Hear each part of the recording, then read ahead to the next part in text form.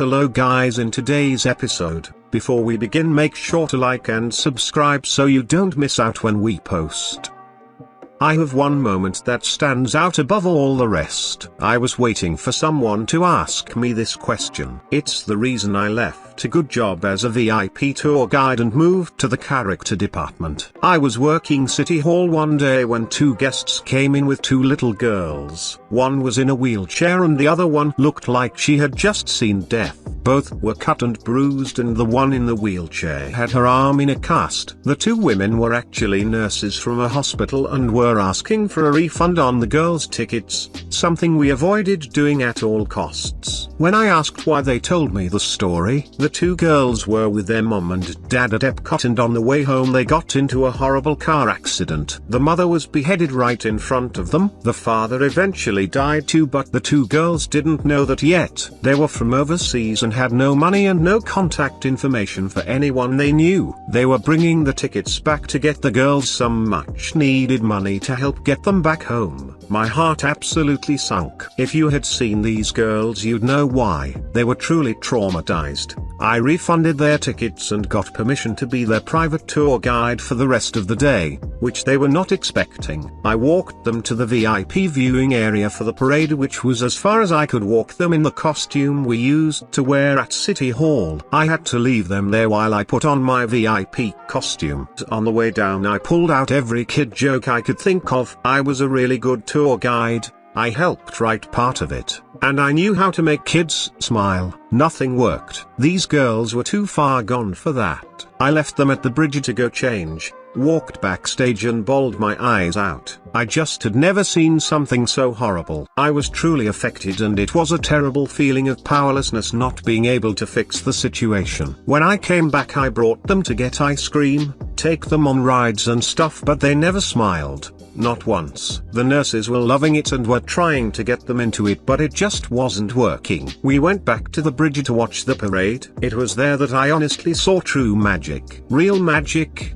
not bullshit. I had called the parade department to let them know what was going on and set up a private meet and greet after the parade. As the parade was coming around Liberty Square, I told the girls that I had called Mickey and told him all about them. I told them that Mickey asked to meet them after the parade. The little girl in the wheelchair smiled. "Really?" she asked. My heart skipped. "Yes. Really? He told me to tell you to look out for him in the parade and to follow the float back to City Hall." The other girl smiled. "You mean right now?"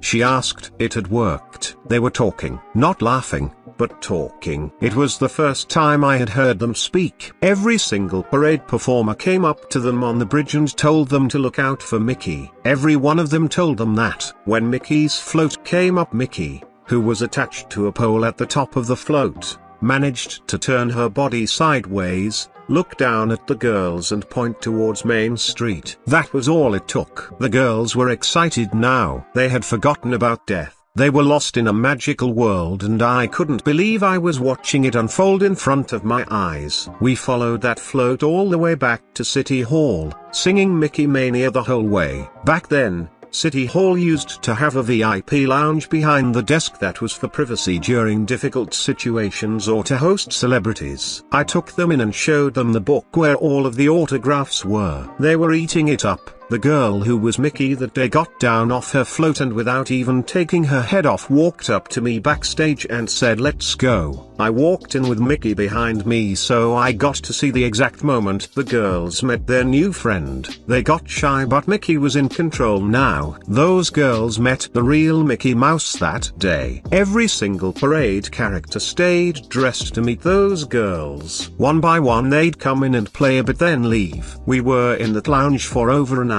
Mickey stayed in costume the entire time, which is hard to do after a parade. When Mickey finally said goodbye, I had two excited girls on my hands that couldn't stop smiling. They talked and talked and talked. We had a wonderful day after that, but what I remember most is when we walked by the rose garden. The older one said, "Oh, my mommy loves roses. I mean," and she stopped. I held out my hand and walked her to the gate. picked her up and put her on the other side and said, "Pick one." She looked happy as she picked out her favorite rose. She didn't say anything more and she didn't need to. I said goodbye to the wonderful nurses and the wonderful girls, then walked backstage behind the train station. This time I didn't cry. It felt so good to be a part of that. I realized that as much as I liked helping guests at City Hall, the true magic of Disney was in the character department. I auditioned, transferred and never looked back. Thanks for letting me relive this. It was a special day for me.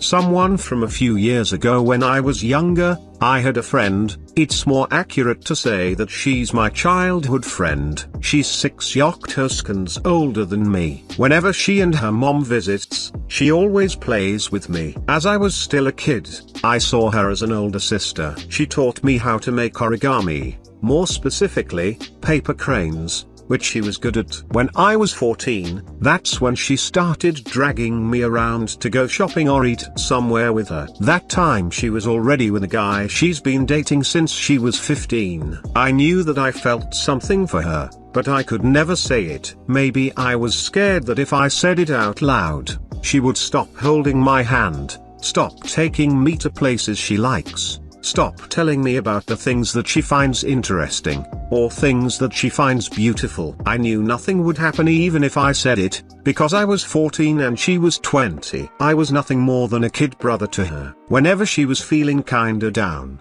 she'd randomly give me a flower from her mother's garden. It was always a daisy. I asked why it was always a daisy, and she'd say something like, "We have lots of daisies." Mom wouldn't know if one of them was picked. She also loves putting flowers on her braided hair. It was like an Instagram thing, only it wasn't the days of Instagram. My 18th spring, she said she was going to get married 2 months later and wanted me to be the first one to know. I didn't know how to feel. I wanted to be happy for her, so I faked a smile and said congratulations. I hope she didn't notice. A few weeks before her wedding day, I told her I liked her, but she only gave me a sad smile and said thank you. I went to her wedding ceremony, just because my parents and older siblings told me to, but I didn't stay for the celebration. It's been years since I thought about this.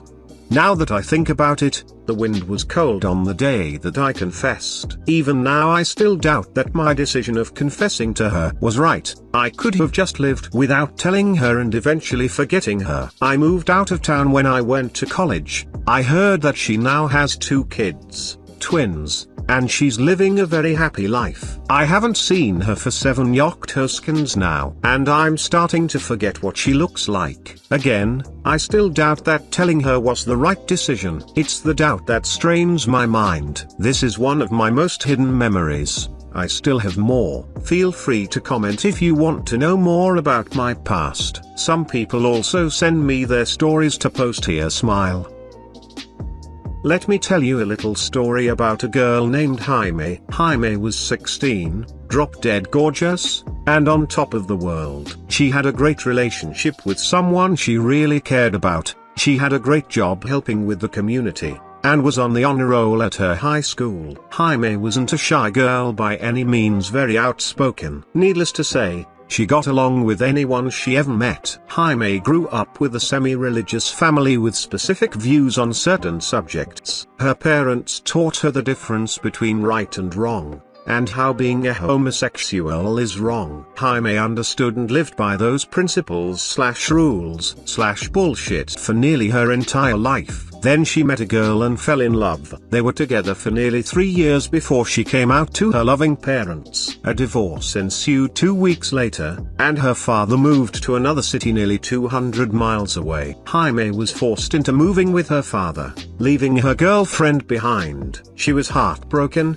but kept a strong attitude toward the relationship and their future together. About 6 months later, Jaime's father had to come back to town to go through the divorce court and sign all appropriate documents. Jaime came with him so that she could reconnect with her girlfriend. She calls her girlfriend up and tells her that she's in town. Meet her at the door because she's on her way over. Her girlfriend runs down the stairs, nearly tripping over each step on the way. She flings open the door, and there stood Jaime, or what was left of her. You see, Along with this move to Shittown, USA, Jaime had picked up a new hobby: heroin. Her healthy glow was gone and replaced with a dark, hollow, fiendish sort of aura. She didn't have a bounce in her step or a smile on her face. She had lost at least 20 pounds from her once beautiful or ideal figure. Her hair was nappy and her clothes reeked. It was the beginning of summer, and yet Jaime stood there in a long-sleeved shirt and shorts. Her girlfriend,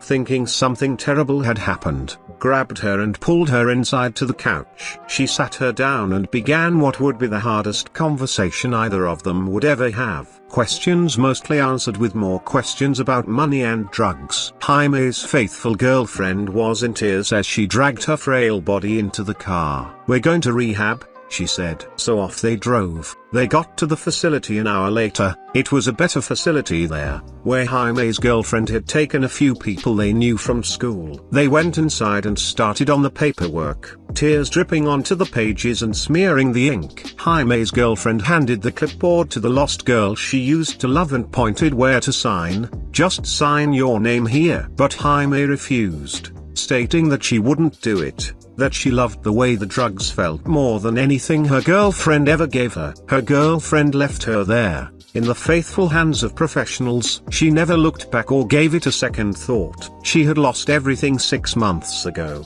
but had only just realized it that day. She felt like a failure, but she knew it was the right thing to do. I still don't know what happened to her, all because she had a fun night with heroin and got addicted. I fucking loved that girl.